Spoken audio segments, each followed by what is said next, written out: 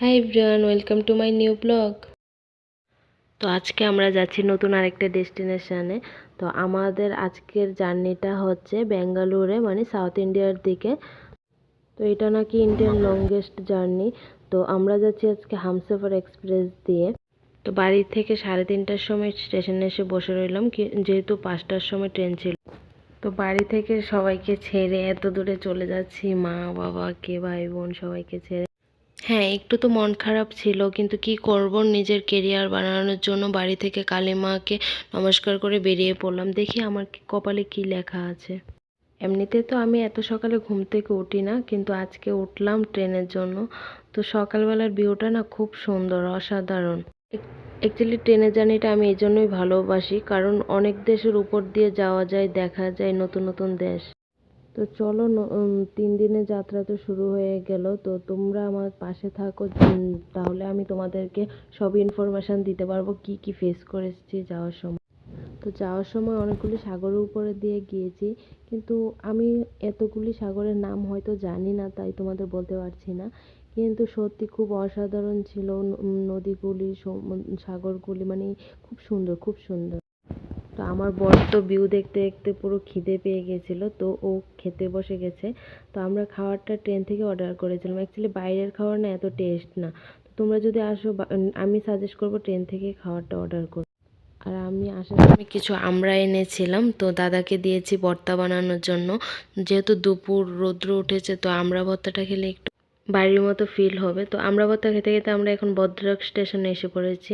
তো এখানে নেমে কয়েকটা ফটো টটো তুললাম।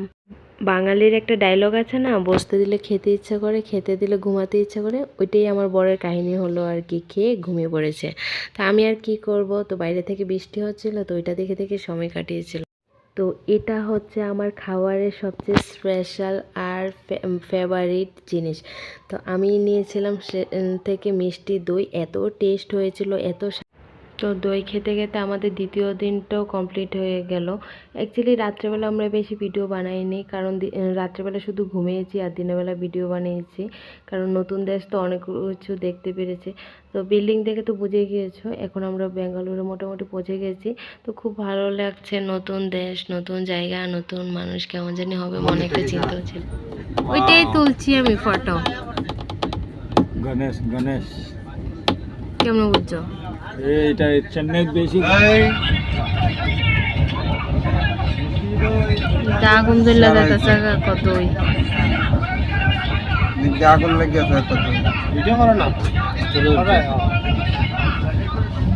স্যার আছে বাংলায় তেলের মতো লাগে। ও গাজরা ফুল বানাইতেছে। আরে সবাই আর আইবো গেন্দা ফুল গাজরা ট্রেনে বয়ে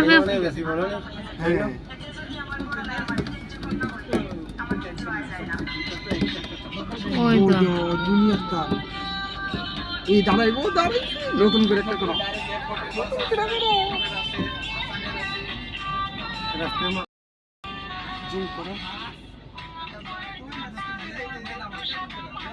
কি হাতে স্পিড দেখো নে। এদিকে সাইডে কো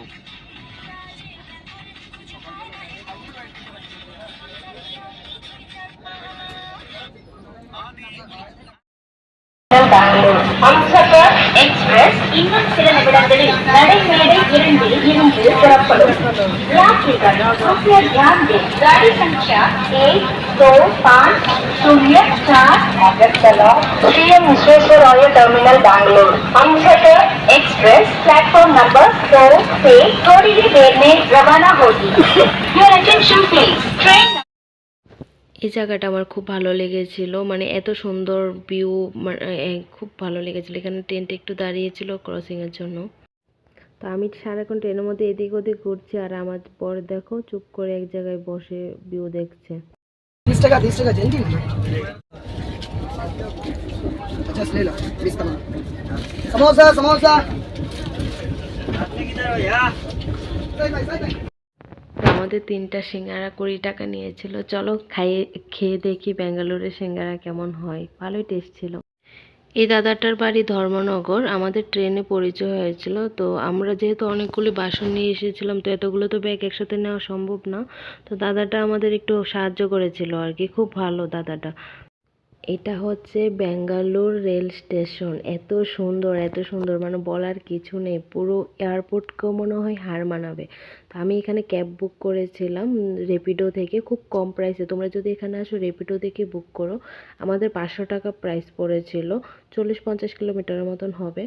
তো খুব ভালো আর খুব সেফটি। তো নতুন শহর, নতুন জায়গা, নতুন মানুষ, একটু তো ভয় ছিল, তবুও বেরিয়ে পড়লাম আর কি ঠাকুরের নাম নিয়ে।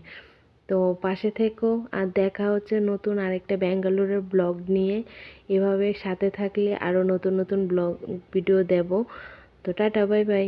আর যারা আমার চ্যানেলটাকে সাবস্ক্রাইব করোনি, সাবস্ক্রাইব করে দিও। আর ছোট করে একটা লাভলি লাইক অ্যান্ড কমেন্ট করে দিও। টাটা।